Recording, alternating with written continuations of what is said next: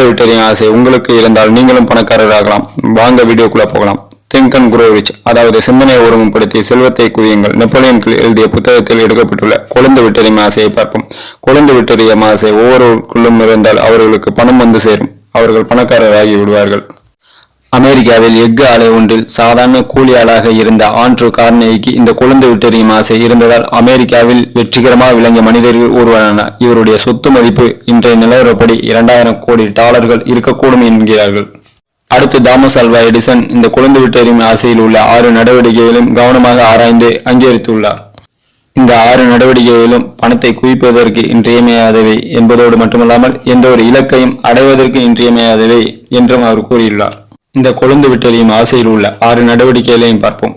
முதல் நடவடிக்கை, நீங்கள் துல்லியமாக எவ்வளவு பணத்தை விரும்புகிறீர்களோ அதன் மீது மனதை நிலைப்படுத்த வேண்டும். எனக்கு ஏராளமான பணம் வேண்டும் என்று பொதுவாக கூறக்கூடாது. எவ்வளவு பணம் வேண்டும் என்பது திட்டவட்டமாக இருக்க வேண்டும். அதாவது உதாரணமாக, ஒரு வீடு கட்ட போகிறீர்கள் என்றால், எனக்கு இந்த வீடு கட்டுவதற்கு 35 லட்சத்திலிருந்து 40 லட்சம் தேவைப்படும் என நினைக்கிறேன் என்று இருக்கக்கூடாது. எனக்கு 40 லட்சம் தான் வேண்டும் என்று ஆணித்தரமாக இருக்க வேண்டும். இரண்டாவது நடவடிக்கை, நீங்கள் பெற விரும்புகின்ற பணத்திற்கு பதிலீடாக நீங்கள் எதை கொடுக்க விரும்புகிறீர்கள் என்பதை துல்லியமாக தீர்மானியுங்கள். ஒன்றை கொடுக்காமல் வேறொன்றை பெற முடியாது. அதாவது உதாரணமாக, நீங்கள் இந்த 40 லட்சம் ரூபாயை எப்படி சம்பாதிக்க போகிறீர்கள், எதன் மூலம் சம்பாதிக்க போகிறீர்கள், உங்கள் உழைப்பு எவ்வளவு இருக்க வேண்டும் என்று துல்லியமாக தீர்மானித்துக் கொள்ள வேண்டும். மூன்றாவது நடவடிக்கை, நீங்கள் பெற விரும்புகின்ற பணத்தை உங்களுக்கு எப்போது கைவசப்படுத்த விரும்புகிறீர்கள் என்பதற்கான ஒரு திட்டவட்டமான தேதி நிர்ணயிக்க வேண்டும். உதாரணமாக, நீங்கள் இந்த 40 லட்சம் ரூபாயை மார்ச்சோ ஏப்ரலோ என்று இருக்கக்கூடாது. ஏப்ரல் மாதம் 10ஆம் தேதி நம் கையில் இருக்க வேண்டும் என்று தேதியை நிர்ணயித்துக் கொள்ள வேண்டும். நான்காவது நடவடிக்கை, உங்கள் ஆள் விருப்பத்தை நிறைவேற்றுவதற்கான ஒரு சீரான திட்டத்தை உருவாக்கி உடனடியாக செயலில் இறங்க வேண்டும்.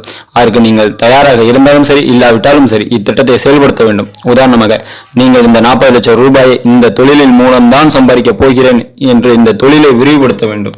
ஐந்தாவது நடவடிக்கை, நீங்கள் பெற விரும்புவதை எழுத்தில் வடிக்க வேண்டும். நீங்கள் துல்லியமாக எவ்வளவு பணத்தை பெற விரும்புகிறீர்கள், எப்போது பெற விரும்புகிறீர்கள், அந்த பணத்திற்கு பதிலீடாக எதை கொடுக்க போகிறீர்கள் என்று சுருக்கமான வாக்கியங்களாக எழுதி கொள்ளுங்கள்.